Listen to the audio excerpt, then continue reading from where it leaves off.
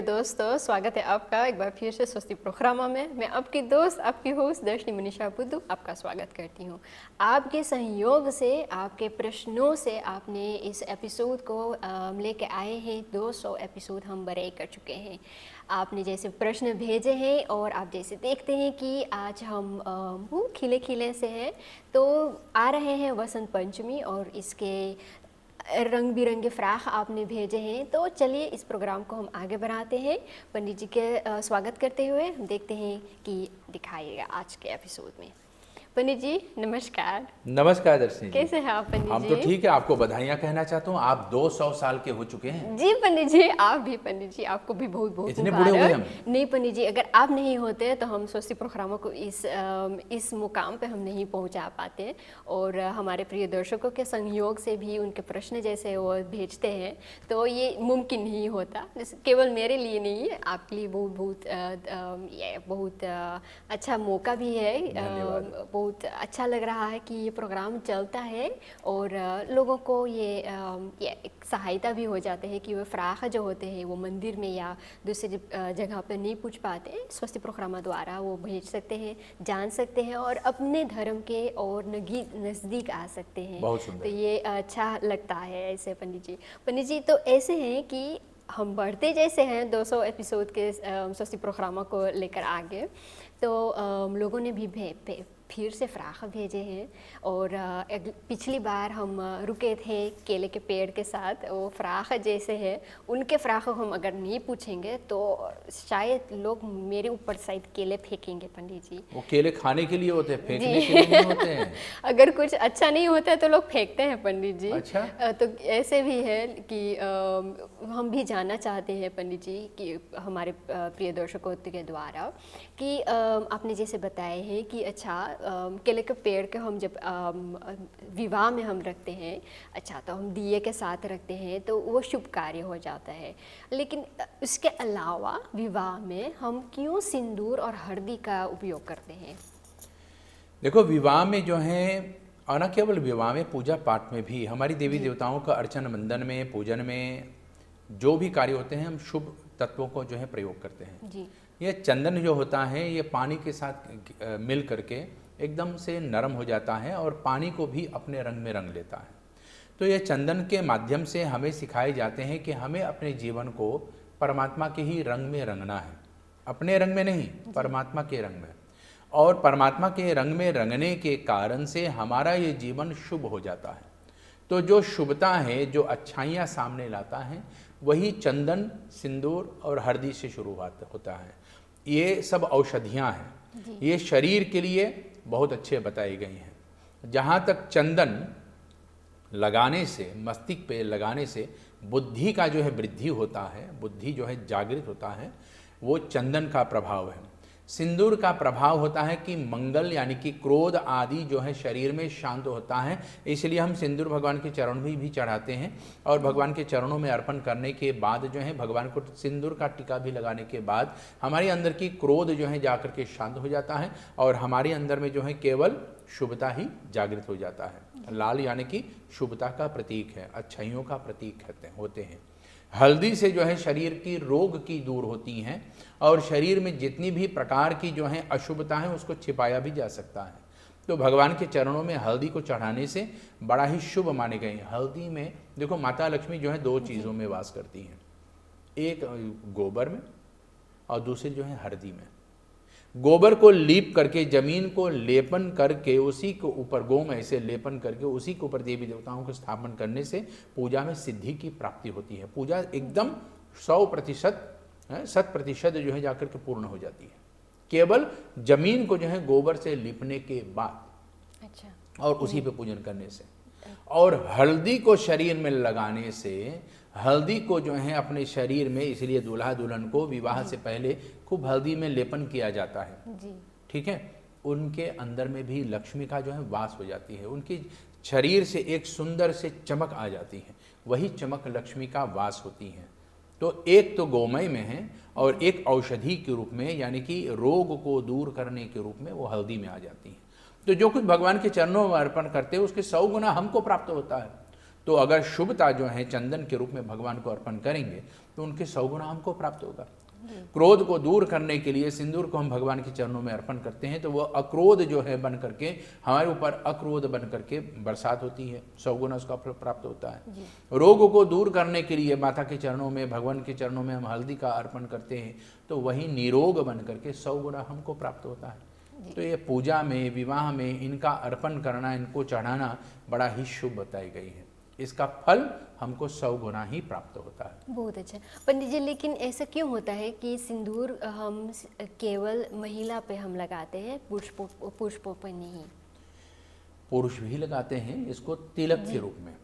अच्छा, ये तिलक के रूप में स्त्रियां जो है सिंदूर को जो है अपने मांग में लगाती हैं, जिससे पति का जो है ऊपर मंगल ग्रह की छाया दूर हो जाए, अल्प मृत्यु को दूर हो जाए। कुछ लोग कहते हैं मांग में सिंदूर लगाने से पति 100 वर्ष जीता है और उसका उम्र बढ़ जाता है। नहीं, पति के ऊपर से मृत्यु का दोष दूर होता है, ये सिंदूर लगाने से होता है। तभी तो उनका आयु बढ़ेगा, क्योंकि मृत्यु को जो रोक देता है वो सिंदूर होता है। और वही सिंदूर जो है पति को जो है लंबी उम्र भी दे देते हैं। इसलिए स्त्रियां अपनी मांग में सिंदूर को लगाते हैं और पति या स्त्री सब माथे पे चंदन लगाते हैं, क्योंकि ये बुद्धि को जगाने का जो काम जो करता है वो चंदन करता है। रक्षा का जो काम करता है वो सिंदूर करता है, और जो सुंदरता को बढ़ाने का काम करता है वो हल्दी होता है। इसलिए चंदन माथे पे, मांग में जो है सिंदूर होता है और पूरे बदन में जो है हल्दी होता है। सबका अपना अपना स्थान होता है जी। और आपने जैसे बताया है पंडित जी, पुरुषों पे भी सिंदूर लगता है, वो टीका के ऊपर, चंदन के ऊपर से एक हल्दी से टीका के रूप में उनको लगाए जाते हैं कि उनके अंदर में ये क्रोध भी शांत रहे, उसके अंदर में जो है जाकर के दूर रहे, नकारात्मक दूर रहे। इसलिए उनको भी सिंदूर का टीका भी लगाया जा सकता है। अच्छा, बहुत अच्छा पंडित जी। पंडित जी, कुछ एपिसोड्स पहले आपने बताए थे कि ब्रह्मा जी के ऊपर जैसे एक दोष लगा हुआ था, तो हम ब्रह्म पूजा नहीं करते हैं। लेकिन कुछ लोग वे जानना चाहते हैं कि चाहे हम ब्रह्म पूजा नहीं होता है, लेकिन क्या हम कर सकते हैं, या कौन से खसखरिफ्त में हमारे एक मंत्र भी होते हैं ब्रह्म पूजा के लिए?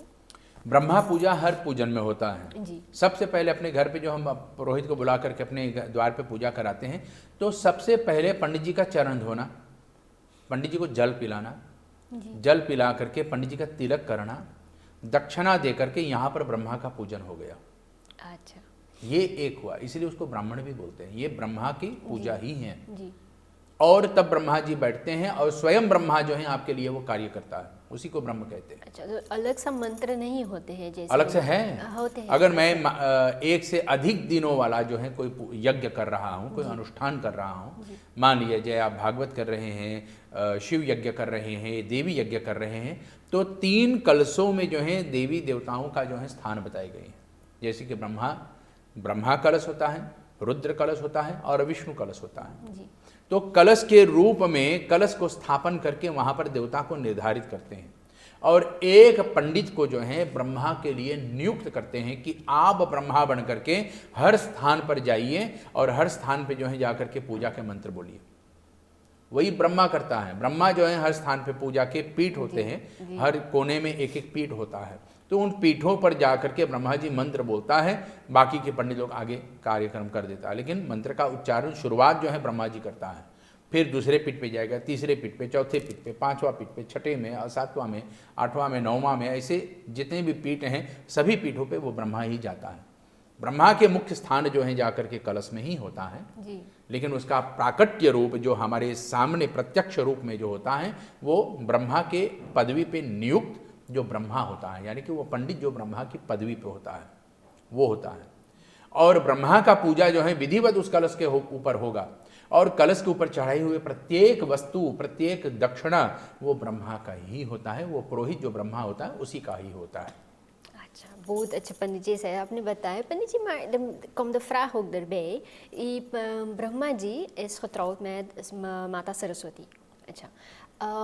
En bij huwelijken hebben we dat mantra worden gezegd. मंत्र हम पंडित जी जब जैसे मंत्र बोलते हैं तो ऐसा होते हैं कि कुछ पंडित जैसे होते हैं मॉडर्न समय में जैसे वो चलते हैं तो मंत्र गा कर बोलते हैं. Is it een beetje gelinkt aan een nieuwe methode dat ze mogen doen in gedachten houdende om Saraswati Mata dan bijvoorbeeld ook eer te geven? हमारे यहाँ पर मंत्र के जो हैं 3 मुख्य शैली होते हैं, जी. देव, ऋषि और छंद. अच्छा. तो देव, इस मंत्र का देवता कौन है, इस मंत्र का जो है ऋषि कौन है, कौन से ऋषि ने इस मंत्र के अंदर में शक्ति को फूंके हैं, किस ऋषि के द्वारा इस मंत्र में शक्ति की प्राप्ति हुआ है, जी. और छंद, किस धुन में इस मंत्र को गाया जाता है. अच्छा. हर मंत्र को अलग अलग धुन होते हैं जिसको हम छंद कहते हैं.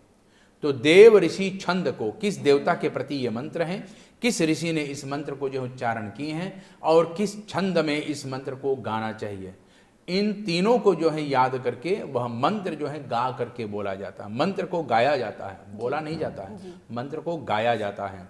इसलिए संगीत में जो है जा करके वहाँ पर वो गा करके उस मंत्र को बोलता है. तो या तो मंत्र बोलता है, स्तुति बोलता है, स्तोत्र बोलता है. ठीक है, ये अलग अलग धुन में होते हैं, अलग अलग देवी देवताओं के लिए. तो वहाँ पर जिस देवता के और या देवी का पूजा होगा उसी मंत्र को, उसी ऋषि को याद करके उसी के छंद के अनुसार वहाँ पर उसका गायन होता है. जी. पंडित जी, विवाह के समय जब होते हैं कि ये उचित है कि वह हम जैसे विवाह के समय मंत्र हम जैसे हमें बोलना चाहिए, हम गा कर बोलते हैं, और या दुल्हा दुल्हन को समझाने के लिए वो मंत्र को हम गा कर समझाते हैं? हर मंत्र को गाया जाता है. अच्छा. ऐसा कोई भी मंत्र नहीं जिसको गाया नहीं जाता है. हर मंत्र को गाया जाता है और गा करके ही उसको बोलना चाहिए. अगर मंत्र में यूँ जैसे एक लाइन में लिखा है कि सहस्त्र से ही लिखा पूर्वकः सहस्त्राक्ष सहस्त्रपाद, ऐसे मैं पढ़ करके बोलूँगा तो ये ठीक नहीं होगा. मंत्र का अपना धुन होता है, अपना लय होता है, अपना स्रोत होता है. तो देव, ऋषि, छंद, इसको याद करके उस मंत्र को उसी के आधार से बोला जाए तो उसमें ज़्यादा से ज़्यादा शक्ति और उसका फल भी प्राप्त होता है. जी. तो ऐसे भी होते पंडित जी कि मंत्र के अलावा कुछ लोग या कुछ पंडितों ने ये नवा चीज़ लाए हैं कि वह बॉलीवुड गाना गाते हैं पति पत्नी को समझाने के लिए. इसका मंत्र का betekenis क्या होता है? In hoeverre is deze mogelijkheid dat ze hebben toegepast goed? देखो, अगर बॉलीवुड के गाना से ही समझाना है तो बॉलीवुड ने आज तक किसी को क्या समझाया है? जी. है कि तुमको पता नहीं आजकल क्या क्या समझाते हैं. चलो, बॉलीवुड अपने स्थान पे ठीक है, लेकिन जहाँ पर पूजा पाठ होता है वहाँ पर केवल मंत्र, छंद आदि बोलना चाहिए. अगर दूल्हा दुल्हन का समझाना है और वह भी बॉलीवुड के गाने के मुताबिक से, उनके आधार से, तो अलग शैली में समझाइए. लेकिन जहाँ तक ये पूजा पाठ चल रहा है, केवल पूजा पाठ ही करना चाहिए.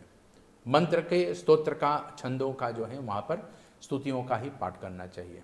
अगर आपको फिल्मी गाने से समझाने हैं, कि मुझे पता है आप किस वीडियो की ओर जो है जो आजकल वायरल हो रहा है कि एक पंडित जी जो हैं विदेशी कोई पंडित हैं और इसको जो है अलग अलग धुनों में गा करके सुनाते हैं दूल्हा दुल्हन को, तो वहाँ पर वो मंत्र बोलना चाहिए.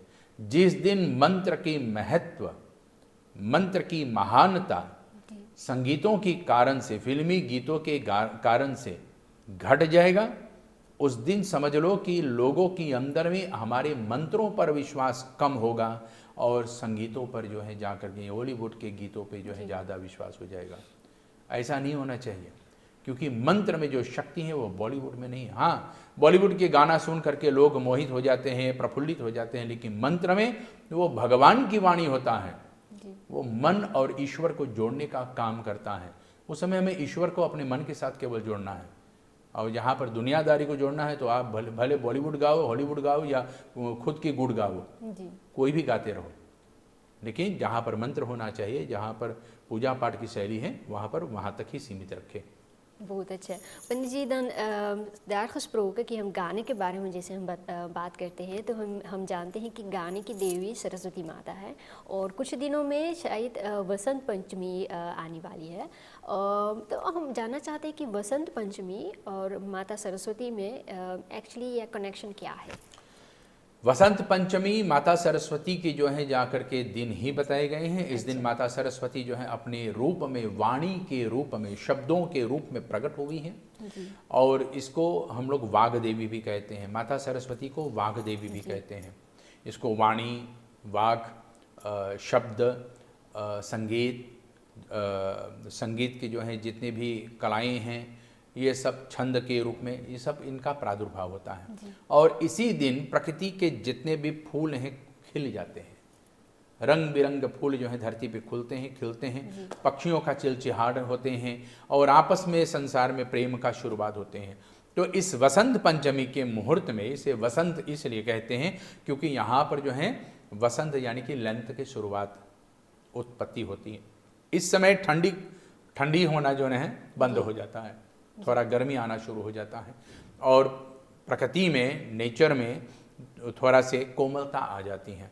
ना ज़्यादा ठंडा होता है, ना ज़्यादा गर्म होता है और फूल आदि सब खिले हुए होते हैं। घर आंगन जो है अच्छे खुशबू से भर जाते हैं। तो इसी को हमारे यहाँ पर वसंत कहते हैं, जो मन को भी हिला दे, जो मन में खुशियाँ भी ला दे, घर के अंदर में खुशियाँ भी ला दे। ऐसे जो है ये वसंत उत्सव होता है। और इसी दिन जो है वाणी के रूप में, इस दिन हम लोग को मीठा बोलना चाहिए। अपने घर पे जितने भी म्यूज़िक इंस्ट्रूमेंट हैं, संगीत के जितने भी आपके पास यंत्र हैं, इन पर तिलक लगाएं, इन पे जो है जल की छिड़कन करें और इनको जो है आदर करें, प्रणाम करें, सत्कार करें। यही सरस्वती माता की जो है पहचान होती है। इसी दिन हम लोग जो है अपनी वाणी से, अपनी पुस्तकों को, अपनी कापियों को, अपनी कलम को, अपनी दवात को, अपनी जितने भी संगीतकार की जो है, संगीत की जो है जितने भी तंत्र हैं, यंत्र हैं, इन सब को जो है जा करके हम वहाँ पर मान सम्मान करते हैं। Boete. Benedje, maar als bijvoorbeeld iemand eigenlijk niet kan praten en hij wil wel met Saraswati Puja of hij of zij wil wel met Saraswati Puja wel meedoen, op welke manier kan die persoon nog zijn bijdrage geven? अगर कोई किसी भी कारण से जी बोल नहीं सकता है, मान लिया जाए एक बच्चा के एक बेटा या बेटी का उत्पत्ति हुई है और 2 साल हो गए, वो अभी तक नहीं बोल रहे हैं, जी तो ऐसे में इस सरस्वती यानी कि वसंत पंचमी के, यानी कि माघ महीना के शुक्ल पक्ष के पंचमी तिथि जो होती हैं, ये गुप्त नवरात्रि के अंतर में होता है। और इसी को हमारे यहाँ पर वसंत पंचमी यानी कि वाग देवी का जो है दिन बताए गए। इस दिन, पंचमी के दिन, माल कंगनी का तेल और वो भी अनार के डंठी के साथ उस बच्चे के जीभ पे एंग शब्द लिखा जाए तो गूंगा भी होगा तो बोल पड़ता है। लेकिन तेल होना चाहिए माल कंगनी का। जी डंठी जो कलम के रूप में काम करेगा वो अनार का होना चाहिए और मंत्र जो लिखा जाएगा वो भी एंग लिखा जाएगा। उस समय लिखने से पहले उस मंत्र का जो है अमुक संख्या में, मैं सब खोल करके नहीं रखूंगा आपके लिए, कुछ कुछ विद्या गुप्त होते हैं, गुप्त विद्या होते हैं, तो कुछ संख्या में उस मंत्र को जागृत करना, पहले मंत्र को जगाना होता है। इसलिए ये गुप्त नवरात्रि है कि कुछ कुछ विज्ञान को जो है, कुछ कुछ शक्तियों को जो है गुप्त रखना चाहिए। हमारे यहाँ पर गुप्त नवरात्रि ब्राह्मणों के अंदर में अपने शक्ति को जगाने का जो है अवसर दिया गया है। और शारदीय और चैत्र नवरात्रि जो होता है तो आम जनता के सबके लिए होते हैं, लेकिन नवरात्रि सबको मनाना चाहिए, भले वो गुप्त नवरात्रि हो या दार्शनिक नवरात्रि हो, ये दोनों मनाना चाहिए। 4 नवरात्रि होते, चारों को मनाना चाहिए। लेकिन बसंत पंचमी के दिन माता सरस्वती वाग देवी के रूप में यानी कि वेद वाणी के रूप में प्रकट होती हैं और इस दिन अगर बच्चे के जीभ पर इस कार्य को किया जाए तो गूंगा भी बोल जाता है। अच्छा पंडित जी, ऐसे भी होते हैं कि सरस्वती माता को हम जानते हैं कि द godin van wijsheid, वो सिर्फ वाणी की नहीं लेकिन नॉलेज की भी देवी होती हैं। तो अगर किसी का दिमाग थोड़ा सा घूम गया है तो हम उस रोज भी कुछ ऐसा कर सकते हैं कि उनका दिमाग भी रास्ते पे आ जाए। सहज उपाय, दिमाग घूम गया तो फिर से घुमा दो जी, तो सहज उपाय फिर से घुमा दो, ठीक हो जाएगा। नहीं, इस दिन जो है सरस्वती पूजन अपने घर पे करने से सबकी बुद्धि शुद्ध हो जाते हैं, सबके अंदर में अच्छा ज्ञान आ जाते हैं। माता सरस्वती इस दिन जो है सबके ऊपर कृपा करती हैं, इसलिए अपने घर में बैठ करके सरस्वती माता के लिए प्रार्थना, भजन, कीर्तन, जो कुछ भी हो सके, मंत्र जाप कर सके, अपनी माला की पूजा करना ना भूलें, क्योंकि जप माला जो होती हैं ये माता सरस्वती की देन है, उन्हीं के द्वारा सबको प्रदत्त होती है, उन्हीं के द्वारा सबको प्राप्त होती है। बहुत अच्छा। तो अपने घर पे इस दिन माला की पूजा, अपनी पुस्तिका की पूजा, मंत्र का पाठ और भजन कीजिए। बहुत अच्छा। पंडित जी, सरस्वती माता जैसे आप बताते हैं कि हमें पूजा करना चाहिए, लेकिन उनके लिए क्या हम भोजन भी हमें रखना चाहिए? बिल्कुल। जी। माता सरस्वती के भोजन में जो है खीर बड़ा ही उत्तम भोजन बताई गई है। और खीर यानी कि मीठा भात। ऐसा नहीं कि चावल को जो है दूध में भिगा करके रख दिया, नहीं, चावल को जो है दूध में ठीक से खीर की तरह बनाना चाहिए। उसके ऊपर बादाम रख दो, आमंगल स्काइफियस, उसके ऊपर रख दो और माता सरस्वती के चरणों में रख दो। फिर प्रसाद के रूप में अपने घर के समस्त लोगों के साथ उसको बांट करके पाइए। ये सरस्वती पूजन पूर्ण होता है। बहुत अच्छा. Wanneer we zien ook dat Saraswati Mata met een sitaar dan zit, toch? Is het ook zo dat ik die dag speciaal ook dat muziekinstrument van Saraswati Mata moet aanbidden? Her instrument को जो है, हर यंत्र को जो हम पूजन करते हैं वसंत पंचमी के दिन, ये सितार को लेकर के माता इसलिए बैठी हैं क्योंकि इससे 36 धुन उत्पन्न होते हैं, 36 अक्षर इससे उत्पन्न होते हैं। और इन अक्षरों से जो है जा करके हमारे यहाँ पर अनेक अनेक शब्द बनते हैं। एक एक अक्षर के मेल से शब्द, अक्षर के शब्दों के मेल से वाक्य, वाक्यों के मेल से छंद, छंदों का मेल से स्तुति, स्तुतियों के मेल से जो है जाकर के स्तोत्र बनता है। बहुत अच्छा। तो इस प्रकार से माता सरस्वती की सहयोग से, उनकी देन से इस संसार में अनेक अनेक प्रकार की ज्ञान, वेद आदि ऐसे हम सबको प्राप्त होता है। Goed, maar Paddy, hoe is eigenlijk de vraag eigenlijk een beetje in het algemeen dat Saraswati Mata voor de godin is van de wijsheid en muziek?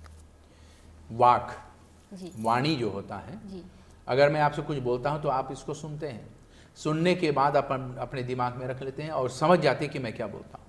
ये वाणी होता है। लेकिन एक ऐसी वाणी है जो सबके लिए एक ही, कोई भी भाषा हो, आदि भाषा हो, संस्कृत हो, वैदिक भाषा हो, कोई भी भाषा हो, अगर मैं इंग्लिश में भी बोलूँ, तेलुगु में बोलूँ, बंगाली में भी बोलूँ, हिंदी में भी बोलूँ, संस्कृत में भी बोलूँ, अगर मैं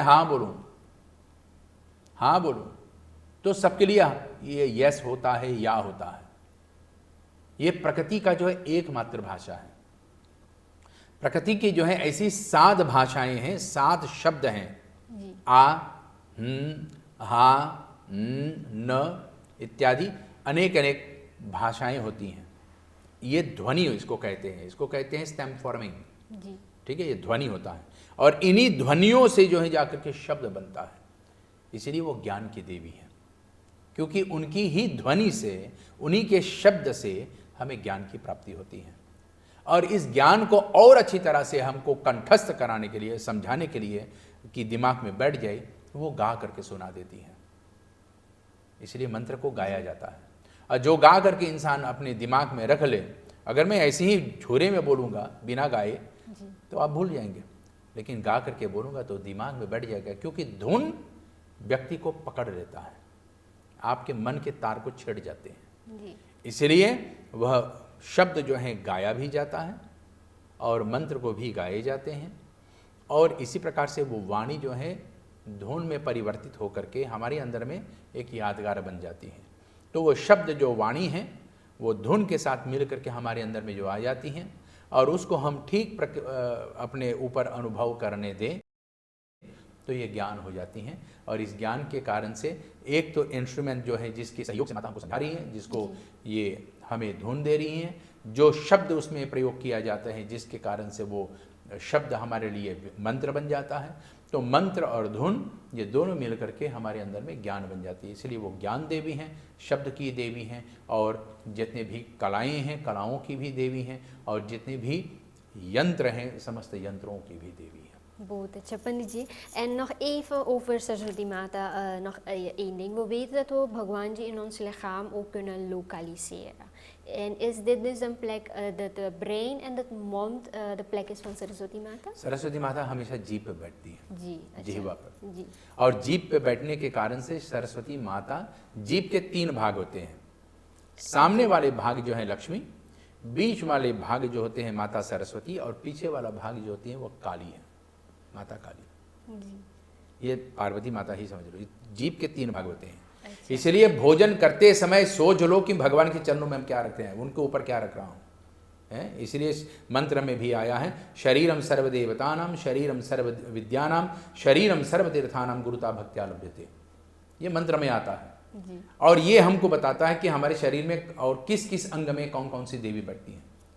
तो बोलने की शक्ति जो है सरस्वती है, चखने की शक्ति जो है माता लक्ष्मी है, और कठिनाई में अगर हम लोग जोर जोर से बोलेंगे तो पीछे वाले जीव जो है और जोर से ऊपर तालू में लगेगा, तब जाकर के उसमें थोड़ा से कड़ापन आ जाता है, थोड़ा क्रोध उत्पन्न होता है। क्रोध में बोल करके देखिए तो पीछे वाला जीव जो है तालू में बड़ा जोर से लगता है।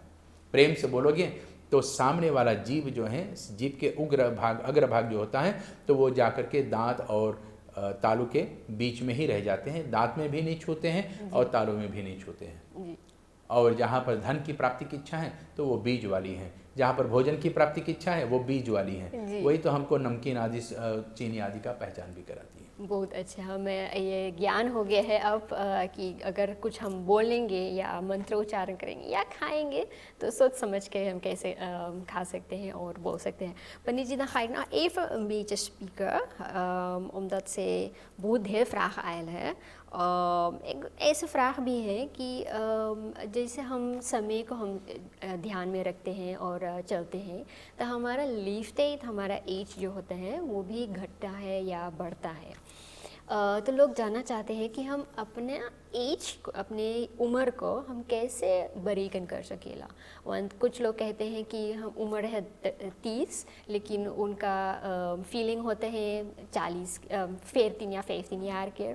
और कुछ लोग कहते हैं कि नहीं, हम जैसे दिखते हैं वैसे ही होते हैं, लेकिन कुछ ब्यूटी हैक से हम थोड़े और यंग दिखाई देते हैं। तो हमें उम्र जैसे अपना बताना चाहिए या जानना चाहिए कि हमारी उम्र क्या है हिंदू धर्म के शास्त्र से, कैसे हम बरीकन कर सकेला और कैसे हम जान सकते हैं कि हमारा एक्चुअल उम्र क्या होता है। देखो, इंसान की उम्र जो होता है, ये आयु जो होता है जी। हर व्यक्ति को जन्म लेते समय कहा गया है कि आप 100 वर्ष जिए। अच्छा। 100 वर्ष तक आप जियो। अच्छा। तो 100 वर्ष तक जीने के लिए हमारे यहाँ पर बताए गए हैं कि अगर आपके पास 100 हैं और 1 साल में 1 घट जाएगा तो 100 में से 1 कम हो गया। अच्छा। तो हमारा उम्र उस समय 99 बचे हैं। जी। अगले साल में जब 2 साल हो जाएगा तो 1 और घट जाएगा तो 98। तो 98 हमारा उम्र हो गया है। जी। 100 जो हमारी झोली में है, 100 में से 1-1 कम करते जाएंगे तो हमारे हाथ में जो बचेगा वही हमारा आयु होगा। इस हिसाब से गिना जाए। लेकिन अगर वार्षिक की दृष्टि से गिना जाए कि मैं अभी 1 साल में हूँ तो मेरा उम्र 1 साल का होगा। मैं अभी 2 साल पूर्ण कर रहा हूँ तो मेरा उम्र 2 साल हो गया। ठीक, इस तरह से गिनती जो है हम लोग 1 से 100 तक गिनते हैं। हमारा आयु केवल वो प्रकृति के हिसाब से गिनने का विधान बताए गए, लेकिन हमारा आपका आयु हमारे ज्ञान से बताए जाते हैं। बच्चे जैसे आचरण अभी तक उसके अंदर में है तो उसको कहते हैं अभी ये बच्चा है। बड़ों जैसे आचरण करेगा, कभी कभी बच्चे बड़ों जैसे बातें करना शुरू कर देते हैं तो कहते भैया ये विद्वान हो गए हैं, ये बड़े हो गए हैं, अब इसको बड़ों की संख्या में लाना चाहिए। जहाँ तक हमारे यहाँ पे धर्मशास्त्र के आश्रम 4 बताए गए हैं, ब्रह्मचर्य, गृहस्थी, वानप्रस्थ, संन्यास। तो सबसे पहले ब्रह्मचर्य है, 25 साल तक खूब पढ़ो, 50 साल तक अपने घर गृहस्थी को, बेटा बेटी को और धन कमाने में अपना समय बिताओ। 75 साल तक आपको जो है अपने पास जो कुछ भी है बांटते रहो, कम से कम मात्रा में अपने लिए रखो। और सन्यासी के यानी कि 75 से आगे के जो उम्र बचता है कि जितना भी बांट सको बांट दो, आपके लिए केवल कपड़ा ही होना चाहिए।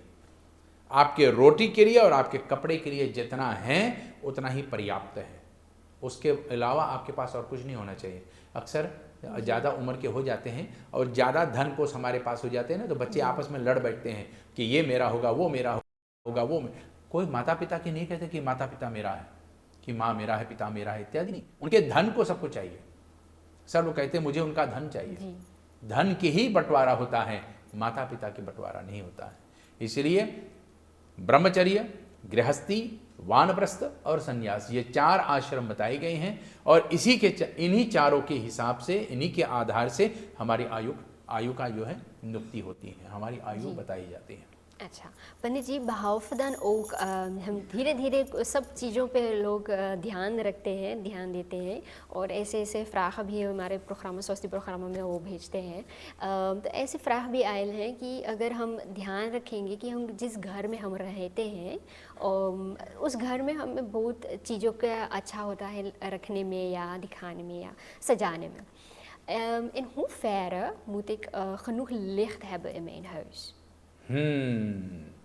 वास्तु शास्त्र के आधार से स्थापत्य वेद में ये बताई गई हैं कि अगर व्यक्ति अपने घर में जो है प्रकाश रखना चाहते हैं, अपने घर में जो है चाहते कि प्रकाश रहें, तो इसके हिसाब से बताई गई कि कहाँ कहाँ पर अगर घर में प्रकाश पूर्ण विधि से हैं, सूर्य की किरण घर में प्रवेश कर पाता है। जिस घर में सूर्य का किरण नहीं आता है वो घर जो है शमशान के बराबर बताए गए, वो दुख की स्थान होता है।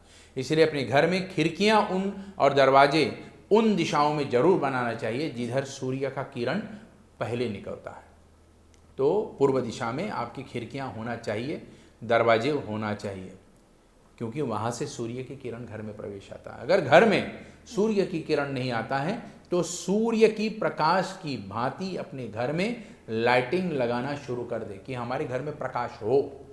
घर में अंधेरापन रहेगा तो वो जो है जाकर के असुरों की स्थान बताई गई हैं, और असुरों के स्थान में जो है देवता वास नहीं करते हैं। इसलिए घर में प्रकाश होना, बिजली का होना परम आवश्यक होता है। अच्छा, तो पंडित जी अगर हम बिजली एक रकम की इलेक्ट्रॉनिक डिवाइस से हम रखना चाहते हैं, कुछ लोग बहुत रोमांटिक होते हैं आजकल, तो वो रकम की लाइटिंग होते हैं, तो वो रकम की लाइटिंग लेड लैंप लगाते हैं या कुछ बैटरी वाले चिराग भी होते हैं आजकल के, वो लगाना चाहते हैं, तो क्या ये मुमकिन होता है कि वो लगा सकते हैं इन भारी मात्रा में, ना कमती, हर कोने में हर जगह वो अच्छी तरह से सजाना चाहते हैं लेकिन लाइटिंग से, इस इलेक्ट्रॉनिक डिवाइसेस से? अपने घर में कोई भी बिजली आप रखें, कोई भी लाइटिंग आप रखें, भले आप लाइट रखें, मोमबत्ती रखें, अग्नि को प्रज्वलित करें, या बल्ब रखें, या टीएल को रखें, कोई भी बिजली की जो है प्रकाश अपने घर में रखना चाहें रखें, लेकिन प्रकाश इतना होना चाहिए कि सूर्य की जैसे प्रतीत हो, कि जैसे सूर्य निकला हुआ है। रात के समय चंद्रमा की प्रकाश की भांति होना चाहिए, दिन के समय सूर्य की प्रकाश की भांति होना चाहिए। इतना मात्रा में अपने घर में प्रकाश रखना चाहिए। अच्छा, तो पंडित जी ऐसा भी होते हैं कि अगर हम सोने के समय जब होता है, हम जाएंगे सोने पे के लिए, moet ik ook een दिया aanmaken of een licht aanlaten? हमारे यहाँ पर बताए गए हैं कि अगर रात को अचानक उठना पड़ गए शौचालय जाने के लिए या जल पान करने के लिए, तो हमारे पास कम से कम थोड़ा से प्रकाश होना चाहिए। इसलिए एक बत्ती को हम लोग जलाते हैं, लंटेरी जिसको भी कहते हैं, उसको हम लोग थोड़ा धीमा कर देते हैं कि मध्यम प्रकाश वो दें, और उसी के प्रकाश से सहारे से हम उठ करके उस किनारे तक पहुंच जाए कि जहाँ पर हमको जल लेना है पीने के लिए, अगर प्यास लग गए। इसलिए अपने सिरहाने जो है थोड़ा से पानी रख करके सोते हैं कि अगर हमें जल पीना हो तो हमें ज़्यादा दूर ना जाना पड़े, और कदाचित किसी भी कारण से हमें शौचालय जाना पड़ा तो शौचालय जाने में जो है कहीं हम रास्ते में गिर ना पड़े, इसलिए हमारे पास प्रकाश होना चाहिए, थोड़ा से एक प्रकाश होना चाहिए। और वैसे भी चंद्रमा के कारण से, चंद्रमा के सहयोग से हमारे घर में तो प्रकाश प्रवेश कर ही पाते हैं, तो चंद्रमा के आशीर्वाद से हमारे घर में प्रकाश होते हैं। लेकिन अगर नहीं होता है तो घर में थोड़ा से प्रकाश होना आवश्यकता होता है, जैसे कि एक दिया को जला दो, मोमबत्ती को जला दो, या एक लाइट को जो है हल्का से जला दो, जिससे घर में वह प्रकाश हमको प्राप्त हो सके। अच्छा, क्योंकि पंडित जी ऐसे भी होते हैं कि कुछ लोग बगैर प्रकाश के रात में सो नहीं सकते हैं या सो नहीं पाते हैं, तो कुछ लोग कहते हैं कि उन पे शायद कुछ भूत प्रेत आते हैं, क्योंकि अंधेरे जैसे होते हैं वो सो नहीं पाते हैं, और प्रकाश होने से वो अच्छी तरह से सो लेते हैं। तो क्या ये ऐसा भी हो सकता है पंडित जी? अगर प्रकाश के ना होने के कारण से, प्रकाश ना होने के कारण से आपको नींद नहीं आता, आपको भय अनुभव होता है, तो मतलब उनके अंदर में अपने आप पर जीत नहीं प्राप्त हुआ है। जिसको हम लोग आत्मविश्वास कहते हैं, सेल्फ विथड्रॉवल। जी। अपने आत्मविश्वास ना होने के कारण से आंख जब बंद करें तो आंख के बंद करते समय अपने आंख की गोलेपन की जो है वो प्रकाश को देखते रहें, वो प्रकाश दिखना चाहिए। जी। अगर वो प्रकाश दिख जाएगा तो बाहर प्रकाश हो या ना हो इसमें कोई बात नहीं पड़ेगा, क्योंकि आंख के अंदर में एक प्रकाश होता है जो अपने अंदर में रिफ्लेक्स होता है, तो वो उसको आपके अंदर में अवश्य होना चाहिए।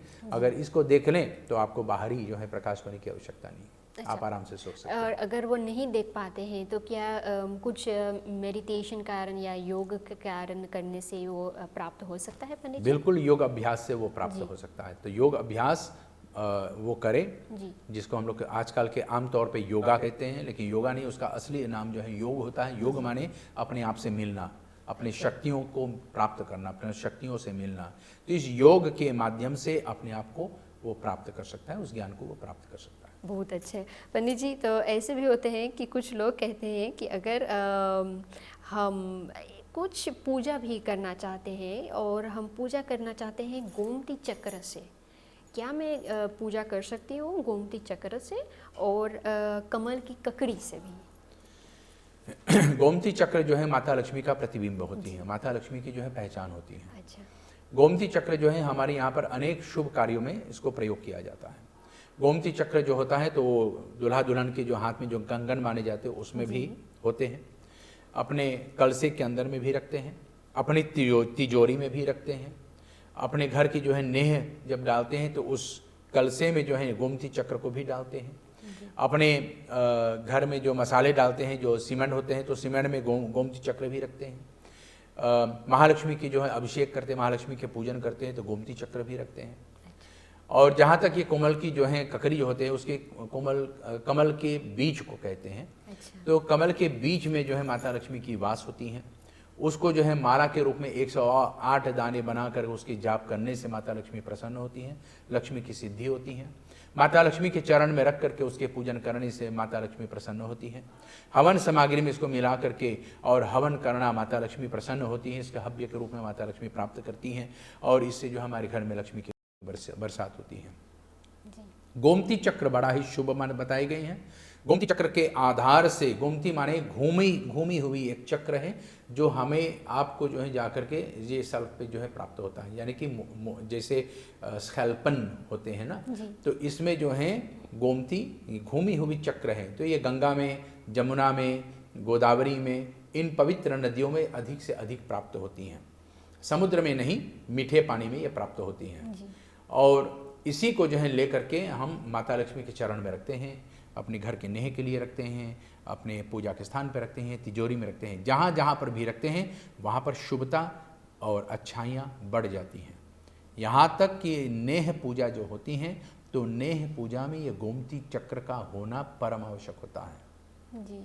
और इसी गोमती चक्र को रखने से वहाँ पर जो है वृद्धि होती है। अच्छा पंडित जी, पूजा में जब हम जब बैठते हैं तो पूजा के समय या पूजा के शुरुआत से पहले हम एक ध्वनि बजाते हैं, क्या ये गोमती चक्र से भी प्रस्तुत होता है? ये गोमती चक्र का आकार जो है हमें शंख पे भी प्राप्त होता है। अच्छा। शंख को सामने से देखा जाए तो उसका घुमा हुआ जो चक्र होता है यही इसी को गोमती चक्र कहते हैं। अच्छा। और पूजा की शुरुआत में लक्ष्मी का जो है वास हो, यानी कि लक्ष्मी माता वहाँ पर उत्पत्ति हो, इसलिए पूजा की शुरुआत में वहाँ पर शंख को बजाए जाते हैं। अच्छा। शंख को बजाने से वहाँ पर शुभता यानी कि लक्ष्मी त्रिदेव की शक्ति का जो है वास होती हैं, लक्ष्मी शक्ति का वास होती हैं, पूर्ण विधि की जो है यानी कि पार्वती की जो है शक्ति की वास होती हैं, ज्ञान शक्ति को जो है जगाने की, नींद को दूर करने के लिए जगाने की माध्यम, देवताओं को जो है अच्छा समय आरंभ हो रहा है ये बताने के लिए, और मंत्र को दूर तक पहुंचाने के लिए। इन ध्वनियों के कारण से मंत्र दूर तक जाते हैं, इसीलिए शंख को बजाए जाते हैं। और वही गोमती चक्र का जो है प्रतिबिंब हमें शंख के ऊपर भी दिखता है। इसी से हम लोग पूजा की शुरुआत में स्वस्ति मंत्र पाठ करने से पहले वो शंख को बजाते हैं कि माता लक्ष्मी आकर के हमारी पूजा में भी वास ले, भाग ले, और जिसके लिए यह पूजा हो रहा है उनको ऊपर ये शुभता प्राप्त हो। बहुत अच्छे पंडित जी। तो ऐसा मालूम होता है कि हमें भी शायद स्वस्ति प्रोग्राम में ये शंख को बजाना चाहिए, क्योंकि ये शुरुआत में अगर हम बजाते हैं तो माता लक्ष्मी भी हमारे साथ हमारी सहायता करेंगी ना। तो इसी के साथ पंडित जी मुझे लगता है कि हमारा समय कुछ आ गया है इस एपिसोड आपका का समय भी। अभी नहीं आया है। अगर आप इस कहें कि समय आपका समय जी। आ गया तो हमको आपसे मतलब आप या अलविदा करना पड़ेगा ना हाँ, पंडित जी। ऐसा नहीं, नहीं ये स्वस्ति प्रोग्राम के इस एपिसोड का ये कुछ समय बीत गए हैं, और उस समय को हम ध्यान में रखते हुए हमके अगले एपिसोड को हमें फिर फॉलो करना चाहिए पंडित जी। ठीक है। आपको हम बहुत बहुत धन्यवाद मतलब देना चाहते हैं। 200वां एपिसोड जो है जाकर के संपन्न हो रहा है। हो गए हैं पंडित जी। जी, बहुत बहुत तो धन्यवाद। अगले एपिसोड में हम जब पहुंचेंगे तो 201 हो जाएगा पंडित जी। बहुत सुंदर। तो बहुत अच्छे पंडित जी, आपको हम बहुत बहुत धन्यवाद देना चाहते हैं। आभार। फिर मिलेंगे अगले एपिसोड में। अवश्य, धन्यवाद। प्रिय दर्शकों, इसी के साथ आप सुने ही हम पहुंच गए हैं आज के एपिसोड के अंत में। 200 एपिसोड आपके सहयोग से हम पूरे कर चुके हैं, और हम फिर मिलेंगे अगले एपिसोड में 201 वाले एपिसोड में। लेकिन उससे पहले आपको हम भी कुछ शुभकामनाएं भेजना चाहते हैं। वसंत पंचमी आ रहा है, और इसके अच्छी तरह से आप मनाइए, और हम फिर मिलेंगे अगले एपिसोड में। आपको एक शुभ रात्रि। नमस्कार।